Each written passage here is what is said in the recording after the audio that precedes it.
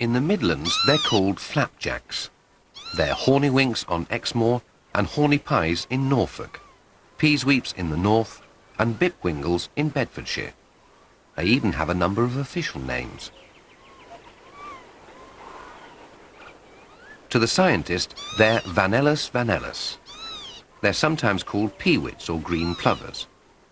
Birdwatchers often call them by their other popular name, lapwings, which describes their appearance and the nature of their tumbling flight.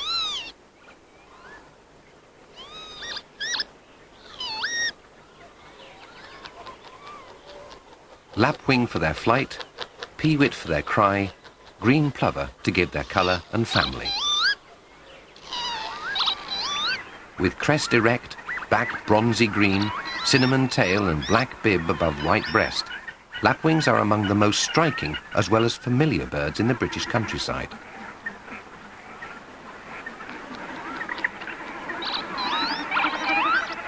They're members of a large family of wading birds called plovers, and like farmland and lonely marshes. When spring comes, the life of the lapwing changes. For 9 months of the year, the birds live in flocks. Now, suddenly in March, the pull of the flock weakens.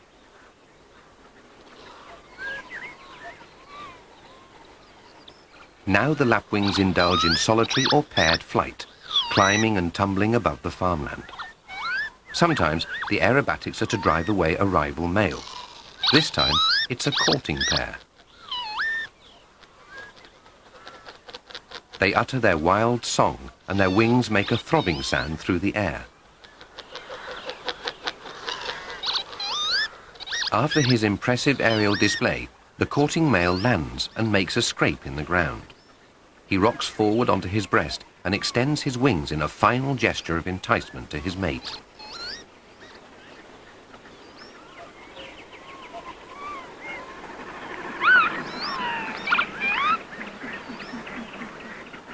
The female is impressed but hesitant and pecks in a distracted manner at the grass.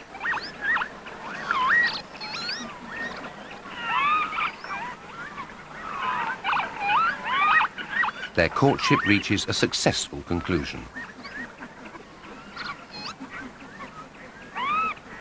Lapwings and farming go together. Pastures, hayfields and newly ploughed land all produce the insect food the birds need. Sometimes the plough offers a nesting site more attractive than the more usual damp, brushy field. But farmland also has its dangers. In this century, the lapwing population has decreased greatly, and in the last 25 years, there has been an 82% reduction in breeding birds. There's little doubt the plough has been the main culprit, and not only ploughs, harrows and silage cutters, but the chemicals that go with increased arable farming. In the old days of horse-drawn machinery, the lapwing had a better chance of a nest escaping destruction. It wasn't so much the leisurely nature of the operation, but the fact that there was far less land under cultivation. It's often been said that the ploughman was more considerate than the modern tractor driver and picked up the eggs. Well, if he did, he was far more likely to have taken them home to feed his family than to have replaced them after the plough had passed. Come on. Commercial egg collecting for sale to restaurants undoubtedly took a heavy toll. It's long been made illegal, and so has shooting and trapping. But still, lapwing numbers have shown no increase, and this species is now considered a high conservation priority.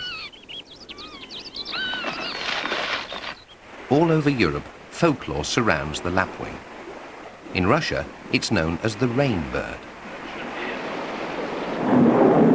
The story goes that when God created the world, he gave all the birds the job of digging hollows for seas and rivers. All but the lapwing obeyed. So now it's condemned endlessly to call plaintively to the skies and beseech the rain down from the clouds.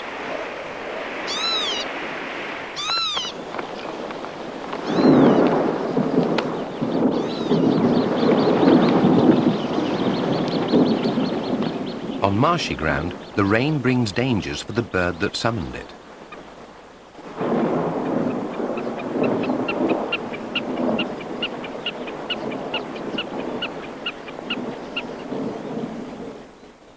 Nests by dikes and in water meadows are usually safe from agriculture. But spring rain often becomes a torrent. Perhaps this is part of the rainbird's curse. Dikes too often swell and spill over. Lapwings have been known to build up their nests as a flood rises, but often the nest collapses as the waters go down, and the result is the same. The nest tilts over and the eggs are lost. The stormy April weather must eventually pass. Its effects are hazards all nesting birds have to face and overcome. At least, unlike the tractor and silage machines, they're natural hazards. For a ground nesting bird like the lapwing, there is no shortage of natural dangers. The hen, distinguished by her speckled throat and shorter crest, sits alert on her nest in the water meadow. The carrion crow has a sharp eye for other birds' eggs.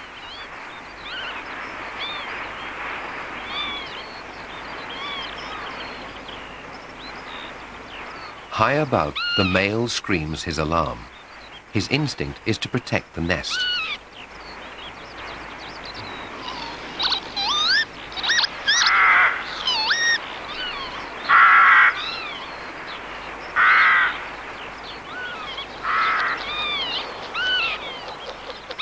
The hen bird sits tight on her nest.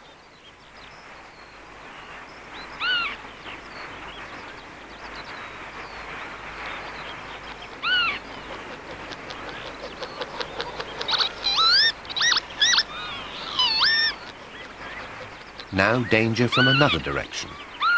If she sits tight, she may bluff the crow. But stoats don't stop at stealing eggs. They kill sitting birds as well. For her own survival, it's time to leave. If the stoat has a family to feed, every bird nesting in the marsh is in trouble. Stoats sometimes kill far more than they need.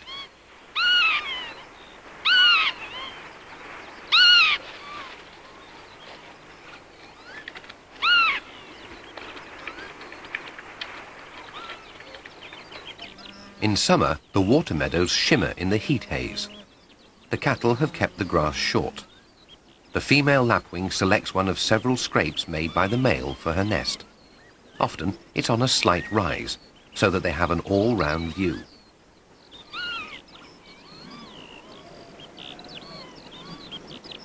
She approaches the nest cautiously. It's just a scrape in the ground, lined with dried grasses.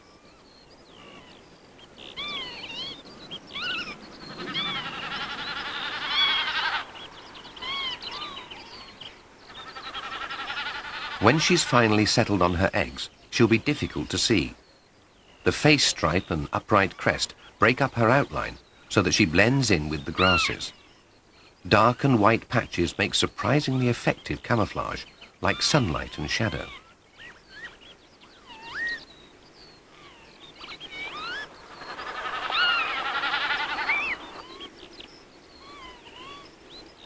Ground nesting birds which share the water meadows all have their own disguises. The snipe nests among the taller tussocks. It's almost impossible to distinguish from the rank marsh grasses.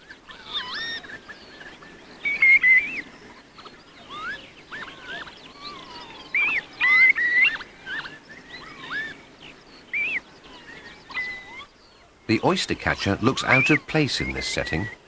It usually nests on pebbles or rocky shores, or at least it used to, but increasingly, oystercatchers seem to be moving inland to nest by streams and rivers.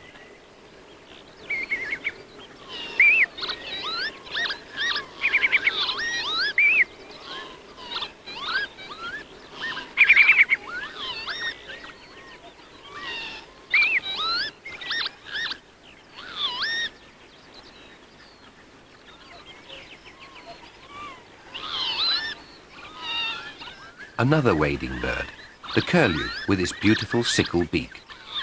Once confined to moorland, it has extended its breeding range and now nests in all kinds of damp, open country.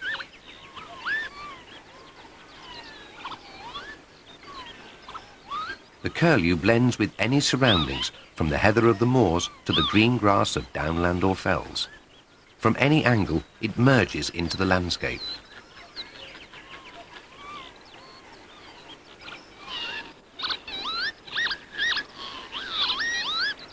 4 large eggs, the lapwing's normal clutch.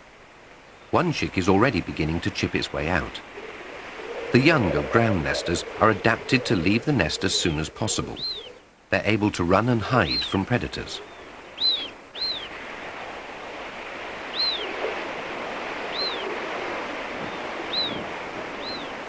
She shields her first chick with the warmth of her body.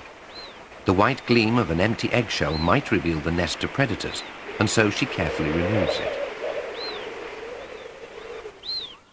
All the chicks hatch out within a few hours.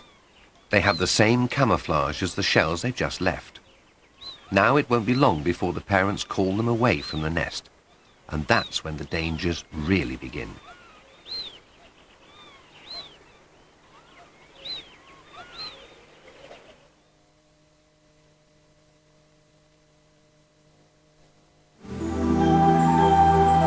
Survival, the music of nature. Survival, the music to soothe. Survival, the ultimate unwinding experience. Mornington, a fresh new day. It's tough out there, lad. So what you need's a head start. Kellogg's cornflakes. Fresher than the early dawn, young Bill. Stay alert and watch out for the Ginger Tom down Wilson Road. He's quick. He's mean. He's behind you. Fresh cherries have bright stalks, not brown. A sweet Gallia melon will have distinct webbing on its skin. A pineapple will give up its crown of leaves when ripe. We look for all these signs so you can look for just one. This one, over the door.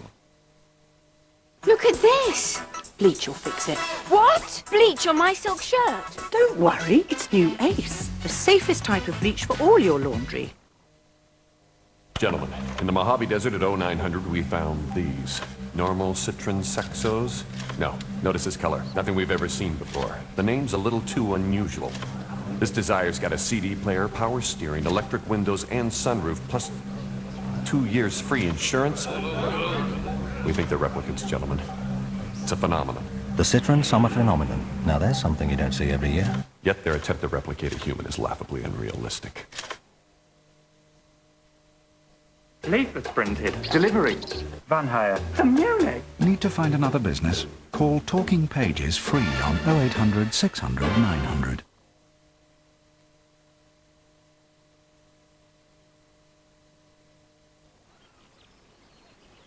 As the hen leads them away, she's alert to any danger. On hearing her alarm call, the chicks hide in the grass until she calls them out again. Lapwing chicks are so small and well camouflaged, they're extremely hard to see, which is essential for their survival. They are very self-sufficient and can feed themselves as soon as they're hatched and dry.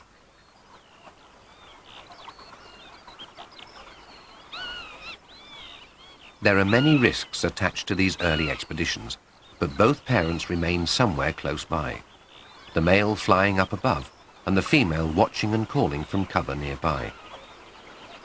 The white signal patch on the back of their heads enables the parents to spot them. If they fall in the water, they can swim, even at this early stage.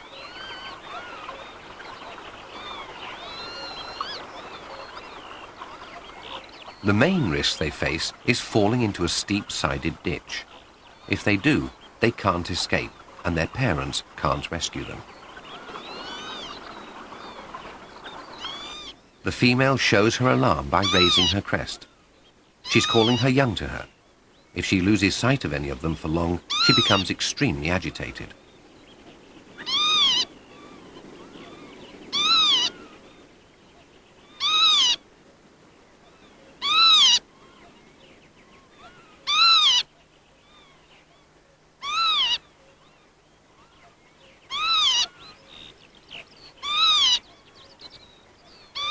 Perhaps she intends to lead them away to thicker cover.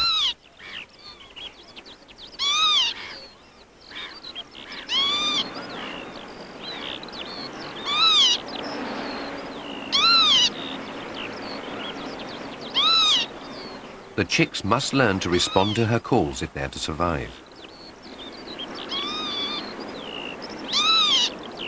But lapwings are only equipped to deal with natural hazards.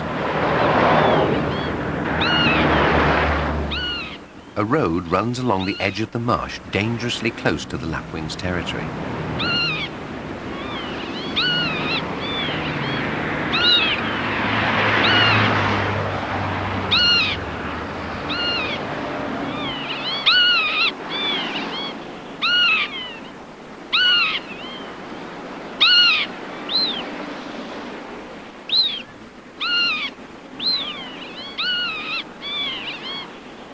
The female decides to move her family to thicker cover. Unfortunately, it lies on the other side of the road. The male follows the family's progress from the air.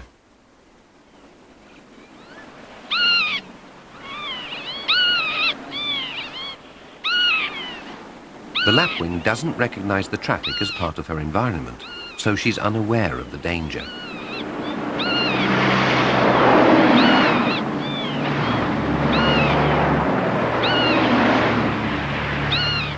The motorist feels a slight thud.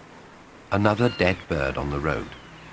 Even birds of the open country, like the lapwing, are occasionally hit by cars.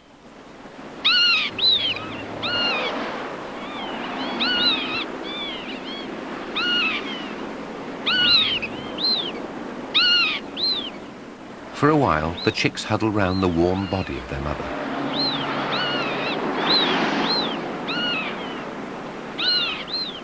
With luck, they may survive. There is still one parent left, and cock lapwings do care for their young. He may be able to protect the chicks, at least until they're a little bigger.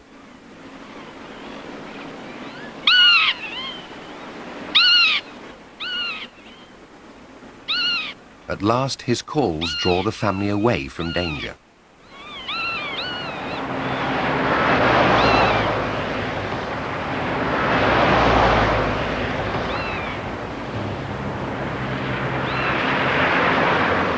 Lapwings are sociable birds. For 9 months of the year, they travel in flocks. When the breeding season is over, they start to unite again. A flash of black and white tails is the alarm signal for takeoff. They respond instantly. The individuality so essential on the breeding grounds is being submerged in the larger identity of the flock. The summer flocks are a mixture of old and young. They include non-breeders and birds which have lost their young. There are complete new families as well. These family units will also fast lose their identity and merge with the flock.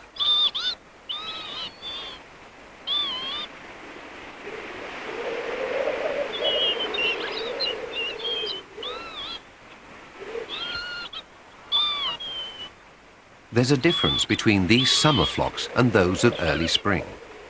Then, the lapwings were quarrelsome as the time for breeding drew near. Now, they're almost peaceful. The frenzies of nesting time are over for another year. As July passes, many of the birds which bred on the hills flock down with their young to feed and rest on the lowland marshes. The young birds are now left to fend for themselves. As juveniles, they've grown no proper crests yet. The plumage on their backs lacks the rich iridescence of their elders.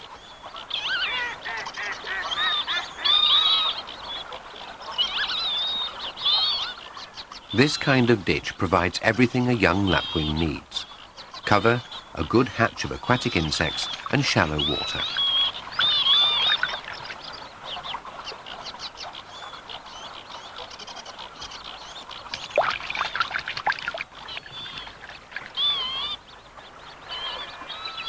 The old birds are recuperating in the autumn. They're beginning to molt in preparation for winter. In the next few months, they'll change their plumage completely, even their flight feathers, which they shed 2 at a time, 1 from each wing, in order to preserve the power of flight at all times.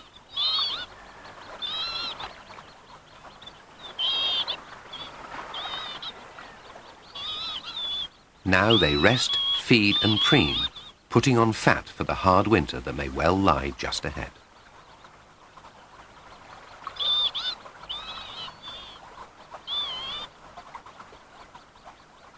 In the autumn, there's an exodus down to the estuaries. Lapwings feed almost entirely on animal food, insects, slugs, worms and snails. The estuary mud is an ideal feeding ground for any wading bird.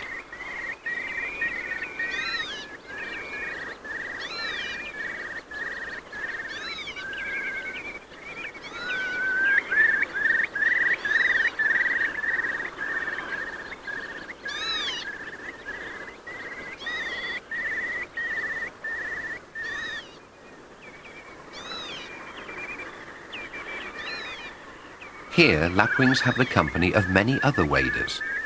These are dunlins and ringed plovers. A solitary curlew sandpiper.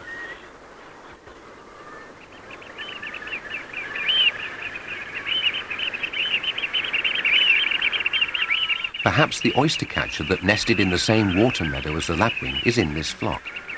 There may even be birds that nested as far north as Scotland or Iceland. Now they're part of the general movement south ahead of the winter. The oyster catchers hop on one leg along the shore, turning into wind for instant takeoff and leaving enough gap between themselves to spread their wings in flight. In between feeding sessions they rest, but they're still watchful of their surroundings even when they appear to be asleep.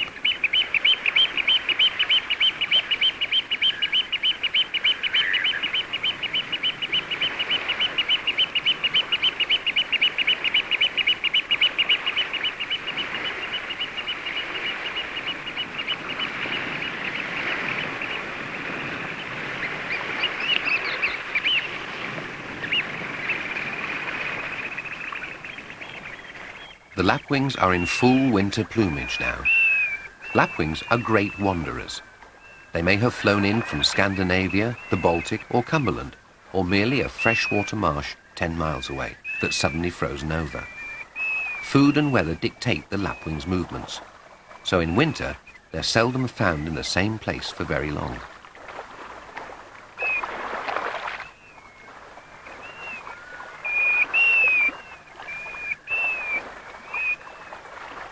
Today, it's the estuary mud. Tomorrow, it may be a newly ploughed field inland. In a few days more, they'll move out again, perhaps sensing by some instinctive forecasting system that there's hard weather on the way.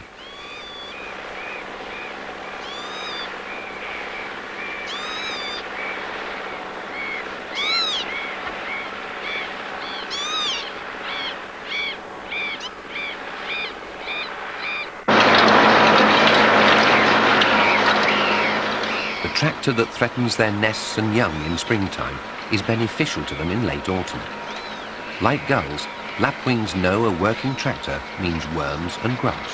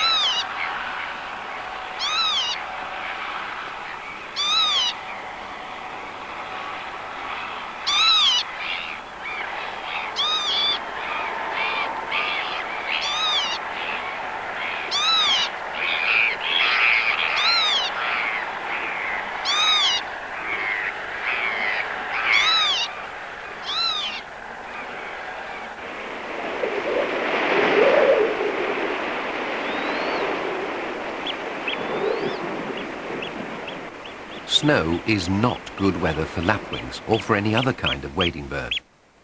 Waders caught by sudden snow will remain only while there's a chance of a thaw, or so long as the snow doesn't become too deep. Lapwings, like all waders, have to be able to probe in the ground for their food. They don't have the long beak of the curlew, and impressive as that beak is, it's more of a forceps than an ice axe.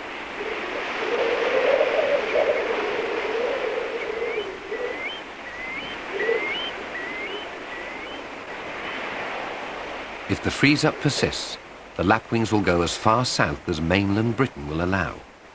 or they'll travel southwest to the kinder climate of Ireland.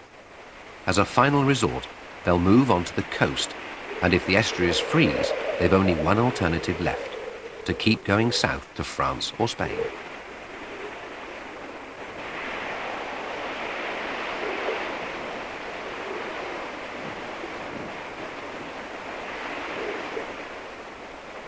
It may be weeks before they all venture back from foreign parts. But by spring, the lapwings will return, and once again, their familiar calls will ring round the English meadows as they begin to prepare for another nesting season.